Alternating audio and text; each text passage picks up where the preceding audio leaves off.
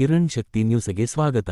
ಮಿರಜ್ನ ಖಾಸಗಿ ಆಸ್ಪತ್ರೆಯಲ್ಲಿ ಚಿಕಿತ್ಸೆ ಫಲಕಾರಿಯಾಗುವ ಸಾಧ್ಯತೆ ಕಡಿಮೆ, ಇನ್ನು ಕೆಲವೇ ಗಂಟೆಗಳಷ್ಟೇ ಬದುಕುವ ಸಾಧ್ಯತೆ ಇದೆ ಎಂದು ವೈದ್ಯರು ತಿಳಿಸಿದ್ದ ಮಹಿಳೆಯೊಬ್ಬರಿಗೆ ಹಾರುಗೇರಿಯ ಆಶೀರ್ವಾದ ನರ್ಸಿಂಗ್ ಆಸ್ಪತ್ರೆಯಲ್ಲಿ ತುರ್ತು ಚಿಕಿತ್ಸೆ ನೀಡಿ ಚೇತರಿಕೆಗೆ ಕಾರಣವಾಗಿರುವ ಘಟನೆ ನಡೆದಿದೆ. ಕಾಗವಾಡ ತಾಲೂಕಿನ ಉಗಾರ ಖುರ್ದ ಗ್ರಾಮದ ಬೌರಮ್ಮ ಬಸವರಾಜ ಮಾದರ ಅವರು ಅನಾರೋಗ್ಯದಿಂದ ಬಳಲುತ್ತಿದ್ದ ಹಿನ್ನೆಲೆಯಲ್ಲಿ ಮಿರಜ್ನ ಖಾಸಗಿ ಆಸ್ಪತ್ರೆಗೆ ದಾಖಲಿಸಲಾಗಿತ್ತು. ಆದರೆ ಚಿಕಿತ್ಸೆ ಫಲಕಾರಿಯಾಗುವ ಸಾಧ್ಯತೆ ಕಡಿಮೆ ಎಂದು ತಿಳಿಸಿದ ಹಿನ್ನೆಲೆಯಲ್ಲಿ ಕುಟುಂಬಸ್ಥರು ಅವರನ್ನು ಆಂಬ್ಯುಲೆನ್ಸ್ ಮೂಲಕ ಹಾರುಗೇರಿಯ ಆಶೀರ್ವಾದ ನರ್ಸಿಂಗ್ ಆಸ್ಪತ್ರೆಗೆ ಕರೆತಂದಿದ್ದಾರೆ. ಆಸ್ಪತ್ರೆಗೆ ಕರೆತರುವ ವೇಳೆಗೆ ಬೌರಮ್ಮ ಅವರು ಕೇವಲ ಉಸಿರಾಟ ಮಾಡುತ್ತಿದ್ದ ಸ್ಥಿತಿಯಲ್ಲಿದ್ದರು ಎನ್ನಲಾಗಿದೆ. ತಕ್ಷಣ ಚಿಕಿತ್ಸೆ ಆರಂಭಿಸಿದ ಹೃದಯ ರೋಗ ತಜ್ಞ ಡಾ. ಲಕ್ಷ್ಮಣ ಜಂಬಗಿ ಅವರ ಚಿಕಿತ್ಸೆಗೆ ಸ್ಪಂದಿಸಿದ ಬೌರಮ್ಮ ಕೆಲವೇ ಹೊತ್ತಿನಲ್ಲಿ ಕೈ ಮತ್ತು ಕಣ್ಣುಗಳನ್ನು ಅಲುಗಾಡಿಸಲು ಆರಂಭಿಸಿದ್ದಾರೆ. ಬಳಿಕ ಆರೋಗ್ಯದಲ್ಲಿ ಚೇತರಿಕೆ ಕಂಡುಬಂದಿದೆ ಎಂದು ಕುಟುಂಬಸ್ಥರು ತಿಳಿಸಿದ್ದಾರೆ.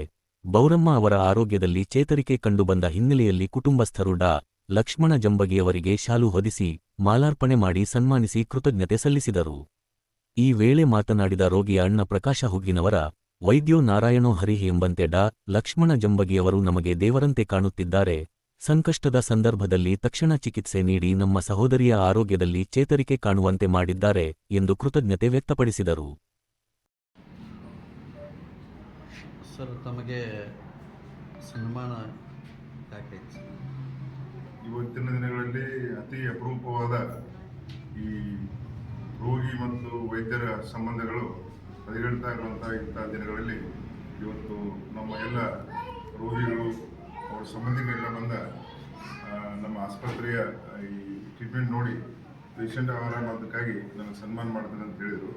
ಆ ಸನ್ಮಾನಕ್ಕಿಂತ ದೊಡ್ಡದರೆ ಅವರು ಅಲ್ಲಿಂದ ವಿಶ್ವಾಸ ಇಟ್ಕೊಂಡು ಉಗಾರದೂರು ಮಿರಜ್ನಿಂದ ಪೇಷಂಟ್ ತೊಗೊಂಡು ವಿಶ್ವಾಸ ಇಟ್ಕೊಂಡು ಪೇಷಂಟ್ ಏನಾದರೂ ಆಗಲಿ ಅಂತೇಳಿ ನಮ್ಮ ಮೇಲೆ ವಿಶ್ವಾಸ ಇಟ್ಕೊಂಡು ಅಲ್ಲಿಂದ ಇಲ್ಲಿ ಬಂದಾರ. ಆ ವಿಶ್ವಾಸವನ್ನು ಉಳಿಸ್ಕೊಳ್ಳಲಿಕ್ಕೆ ನಾವು ಭಾಳಷ್ಟು ಪ್ರಯತ್ನ ಮಾಡಿ ಇವತ್ತು ಪೇಷಂಟ್ ಆರಾಮಾಗಿದೆ. ಸೊ ಅದೇ ಖುಷಿಯಲ್ಲಿ ಅವರು ಪಾಪ ಇವತ್ತು ಸನ್ಮಾನ ಇಟ್ಕೋತೀನಂದರು. ಆ ಸಂದರ್ಭದಲ್ಲಿ ಮಾಧ್ಯಮ ಮಿತ್ರರೊಂದಿಗೆ ಹಂಚಿಕೊಳ್ಳೋದಂದ್ರೆ, ಈ ಪೇಷಂಟ್ ಬರೋ ಪೇಷಂಟು ಬೇರೆ ಕಡೆ ಮಿರಜ್ನಲ್ಲಿ ಅಡ್ಮಿಟ್ ಆಗಿತ್ತು. ಅಡ್ಮಿಟ್ ಆದಾಗ ಅವಳಿಗೆ ಉಸಿರಾಟ ತೊಂದರೆಯಾಗಿ ಜಟಕ ಬಂದು ಉಸಿರಾಟದ ಮಷಿನ್ ಮೇಲೆ ಇಟ್ಟು ಅವ್ರ ಕಂಡೀಷನ್ ಭಾಳ ಸೀರಿಯಸ್ ಅದ ಅಂತ ಹೇಳಿದರು.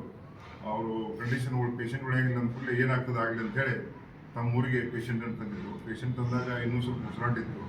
ಅದಕ್ಕೆ ಅವರೆಲ್ಲರೂ ಬಂದ ನನಗೆ ಆ ಪೇಷಂಟಿಗೆ ಸೀರಿಯಸ್ ಆಗಿ ತೊಗೊಂಬರೋಣ ಅಂತ ಕೇಳಿದಾಗ ತೊಗೊಂಬರಿ ನೋಡಿ ಪ್ರಯತ್ನ ಮಾಡೋಣ ಅಂತ ಹೇಳಿದಾಗ ಇಲ್ಲಿ ಬಂದು ಅದಂತೆ ನಾವು ಒಂದು 8 ದಿನ ಟ್ರೀಟ್ಮೆಂಟ್ ಮಾಡೀವಿ. ಇವತ್ತು ಪೇಷಂಟ್ ಆರಾಮದಾಳ, ಅವ್ರಿಗೇನು ತೊಂದರೆ ಇಲ್ಲ. ಉಳಿದೆಲ್ಲ ಅವರ ಕಡೆಯಿಂದ ಕೇಳಿದರೆ ಭಾಳ ಒಳ್ಳೆಯದಂತ ಅನಿಸ್ತದೆ. ನಮ್ಮ ಹಾರುಗೇರಿ ಹೆಸರಾಂತ ಹೃದಯ ರೋಗ ವೈದ್ಯರಾದಂಥ ಡಾಕ್ಟರ್ ಜಂಬಗಿ ಅವರಿಗೆ ನೀವು ಸನ್ಮಾನ ಮಾಡಿದ್ರಿ. ಯಾವ ಕಾರಣಕ್ಕಾಗಿ ಮಾಡಿದ್ರಿ? ಸರ್, ಬಟ್ ನಾವು ಇಲ್ಲಿ ನಮ್ಮ ಸೊಸೆ ಆದಂಥ ಬೌರಮ್ಮ ಅವ್ರದ್ದು ಕೊನೆಯ ಘಟ್ಟದೊಳಗ ಕೊನೆಯ ಅಂತ್ಯ ಸಂಸ್ಕಾರ ತಯಾರು ಮಾಡುವಂಥ ಸ್ಥಿತಿ ಒಳಗೆ ನಾವು ಮಿರಜ್ನಿಂದ ಇಲ್ಲಿಗೆ ಬಂದೀವಿ. ಬಂದು ಸಾಹೇಬರು ಭೇಟಿ ಆದಾಗ ನೋಡಿ ಆ ರಿಪೋರ್ಟ್ ಎಲ್ಲ ನೋಡಿ ಇಲ್ಲಿಗೆ ತೊಗೊಂಬರಿ ನಾವು ನೋಡ್ತು ಅಂದರು.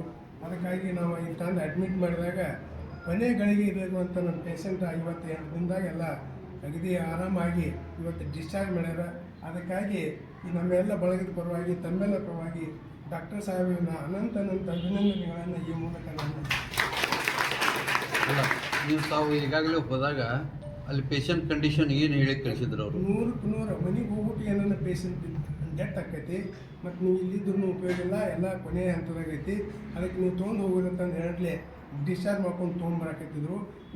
ಎಲ್ಲ ಕಡೆ ಸುದ್ದಿ ಆಗಿತ್ತು. ಅದರ ಪ್ರಕಾರ ನಾವೆಲ್ಲರೂ ಅಂತ್ಯ ಸಂಸ್ಕಾರಕ್ಕೆ ಸಂಘಟನೆಗೆಲ್ಲನೂ ನಾವೆಲ್ಲನೂ ಜಮಾ ಆಗತ್ತಿದ್ದು ಅಂಥ ಸ್ಥಿತಿಯೊಳಗೆ ಸ್ವಲ್ಪ ಟುಕು ಜೀವ ಐತಿ ಅದು ಅನ್ನುವಂಥದ್ರೊಳಗೆ ಇವರೆಲ್ಲರೂ ಬಂದು ನಾವು ಇಲ್ಲಿ ಸಾಹೇಬರಿಗೆ ಅದು ರಿಪೋರ್ಟ್ ಎಲ್ಲ ತಂದು ತೋರಿಸಿ ಹಂತದಾಗೈತೆ ಅಂದ ಕೂಡಲೇ ಇಲ್ಲ ರಿಪೋರ್ಟ್ ನೋಡಿ ಸರ್ಗಳು ಏನಂದ್ರೆ ತಕ್ಷಣ ತೊಗೊಂಬರಿ ನಾವು ನೋಡಿ ಟ್ರೀಟ್ಮೆಂಟ್ ಮಾಡ್ತೀವಿ ಅಂತಂದರು. ಅವ್ರ ವಿಶ್ವಾಸದಿಂದ ನಾವು ಏನು ಮಾಡ್ತೀವಿ ಅಂತಂದ್ರೆ ಬಹಳಷ್ಟು ಅವ್ರ ಮೇಲೆ ವಿಶ್ವಾಸ ಇಟ್ಟು ನಾವು ಇಲ್ಲಿ ಪೇಷಂಟ್ ತೊಗೊಂಬಂದೀವಿ.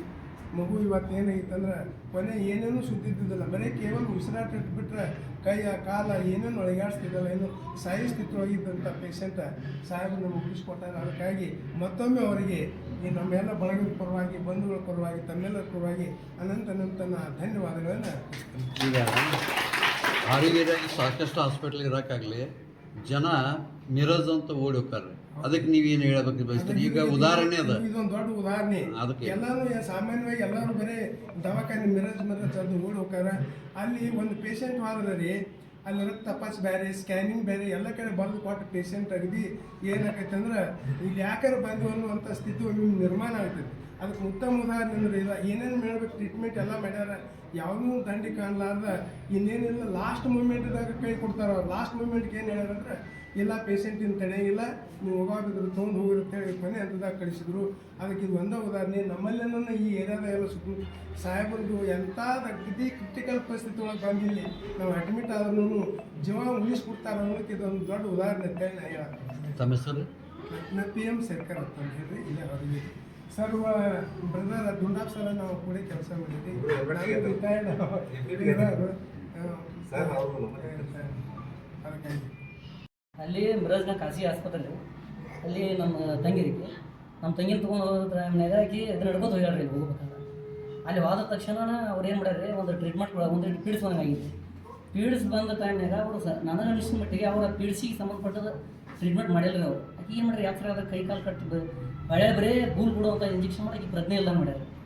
ಪ್ರಜ್ಞೆ ಎಲ್ಲ ಮಾಡಿದಾಗ ಅದನ್ನ ಲಾಸ್ಟ್ ಕಂಡೀಷನ್ ಏನು ಹೇಳಿದ್ರು ಅಂದ್ರೆ ಇನ್ನು 24 ತಾಸು ರಿಜಿಸ್ಟರ್ ಟೈಮ್ ಐತಿ, 24 ತಾಸು ಆದ ನಂತರ ಈಗೇನು ಉಳಿದ ಪೊಸಿಷನ್ ಎಲ್ಲ ನೀವು ವೈದ್ಯರು ಒಯ್ಬೋದು, ಬೇಡ ಎಲ್ಲಿ ಬೇಕಾದ್ರೆ ನೀವು ಒಯ್ಬೋದು ಅಥವಾ ಮನೆಗೆ ಒಯ್ಬೋದು ಅಂತ ಅವ್ರು ಹೇಳಿದ್ರು. ಅದನ್ನ ಮಾತು ನಾವು ಏನು ಮಾಡಿದ್ವಿ, ಇಲ್ಲ ಇನ್ನೊಂದು 24 ತಾಸು ನೀವು ಪ್ರಯತ್ನ ಮಾಡಿರಿ ಅಂತ ಹೇಳಿದ್ವಿ. ಆದರೆ ಇಂಜೆಕ್ಷನ್ ಅದನ್ನು ಏರ್ಸೋದಕ್ಕೆ 24 ತಾಸನೇ ಬೇಕಂತಂದ್ರೆ ಅದನ್ನು ನಮ್ಮ ಹಿರಿಯವರು ನಾವೆಲ್ಲ ಕೂತ್ಕೊಂಡು ಏನು ಮಾಡಿದ್ವಿ ಅಂದರೆ ಹೆಂಗೂ ಯಾವುದೇ ರೀತಿ ದೇಹದ ಎಲ್ಲ ಸ್ಪಾಟ್ಸ್ ಲಾಸ್ಟ್ ಹಾರ್ಟ್ ಅಂದ್ಬಿಟ್ರೆ ಯಾವ ದೇಹದಾಗ ಒಂದು ಸ್ಪಾಟ್ ಸಹಿತ ಯಾವುದೂ ಕೆಲಸ ಮಾಡ್ತಿದ್ದಿಲ್ಲ. ಅದಕ್ಕಾಗಿ ನಾವೇನು ಮಾಡಿದ್ವಿ, ಜೀವಂತವಾಗಿ ಮನೆಗೆ ಹೋದ್ವಿ ಅಂದ್ರೆ ನೋಡೋರು ಜೀವಂತವಾಗಿ ನೋಡಿ ಕಾರಣಕ್ಕಾಗಿ ನಾವು ಹಿರಿಯರಲ್ಲೆಲ್ಲರೂ ಮಾತಾಡ್ಕೊಂಡು ನಾವು ಸಂಗ್ರಹಟಿ ಊರಿಗೆ ಬಂದ್ವಿ. ಸಂಗ್ರಹಟಿ ಊರಿಗೆ ಬಂದ್ರೆ ಏನು ಹೇಳಿದ್ರು ಅಂದ್ರೆ ಅವರು ವೈದ್ಯರು ಈ ಸದ್ಯಕ್ಕೂ ಹೋಗ್ಬೋದು, ಆಕ್ಸಿಜನ್ ತೆಗೆದ್ರೆ ಅಂದರೆ ಈ ವೆಂಟಿಲೇಟರ್ ಹಚ್ಚಿ ತೆಗೆದ್ರೆ ಸದ್ಯಕ್ಕೂ ಜೀವ ಹೋಗ್ಬೋದು ಅಥವಾ 24 ತಾಸು ಬಿಟ್ಟು ಹೋಗ್ಬೋದು, ಬಟ್ ಲಾಸ್ಟ್ 24 ತಾಸು ಟೈಮ್ ಅಂತ ಹೇಳಿದ್ರು. ಅವ್ರು ಹೇಳಿದಾಗ ನಾವು ಅದರಿಂದ ಬೇಡ ನಮ್ಮಲ್ಲಿ ಅವರೆಲ್ಲ ನೋಡಲಿ ತಕ್ಷಣ ಅಲ್ಲಿ ಡಿಸ್ಚಾರ್ಜ್ ಕೊಡ್ರಿ ಹೇಳಿದ್ರು. ಡಿಸ್ಚಾರ್ಜ್ ಕೊಟ್ಟರು ಸಂಗ್ರಹಟಿ ಊರಿಗೆ ಬಂದರು. ಸಂಗ್ರಹಟಿ ಊರಿಗೆ ಬಂದ ತಕ್ಷಣ ಅದರಿಂದ ಅಲ್ಲಿ ಆಕೆ ಏನೂ ಆಗಲಿಲ್ಲ. ನಾವು ಯಾವ ಸಂಗ್ರಹಟಿ ಮುಂದೆ ಆಂಬುಲೆನ್ಸ್ ಹಿಡಿದಿತ್ತು, ನಾವು ಹಿಂದಿದ್ದೆವು. ಆಂಬುಲೆನ್ಸ್ ಫೋನ್ ಮಾಡೋದು ಲೈಕ್ ವಾದ ಏನೋ ಆಯ್ದ್ರಾಗ ಇದ್ದೀವಿ ನಾವು, ಆ ದುಃಖನಾಗ ಇತ್ತು. ಸಂಗ್ರಹಟಿ ಊರಾಗ ಬಂದ ಕಿಶನ್ ಅಲ್ಲಿ ನಮ್ಮ ಮನ್ಯಾಗ ನಾವು ಹಾಕೊಂಡಿದ್ರು, ಅಲ್ಲಿ ನಾವು ಪೌಂಡರ್ ಮನ್ಯಾಗ ಹಾಕಿದಾಗ ಆಕೆಗೇನು ಪ್ರಜ್ಞೆ ಇರಲಿಲ್ಲ ರೀ. ಅಲ್ಲಿ ಲೋಕಲ್ ಡಾಕ್ಟರ್ ಅಲ್ಲೆಲ್ಲ ಸಹೋದರ ಸೇರ್ಕೊಂಡು ನಮ್ಮ ಸಮಾಜ ಅಲ್ಲಿ ಲೋಕಲ್ ಒಬ್ಬರು ಡಾಕ್ಟ್ರನ್ನ ಕರ್ಸಿದ್ರು, ಅವ್ರ ಹೆಸರು ನಮಗೆ ಗೊತ್ತಿಲ್ಲ, ಅವ್ರು ಲೋಕಲ್ ಡಾಕ್ಟ್ರನ್ನ ಕರ್ಸಿದ್ರು. ಅವ್ರು ಬೆಸ್ಟ್ ಸಲಹೆ ಕೊಟ್ಟರು ನಮಗೆ. ಅವ್ರ ಹತ್ರ ಈಗ ಎಲ್ಲ ರಿಪೋರ್ಟ್ ಮಾಡಿದ್ರು.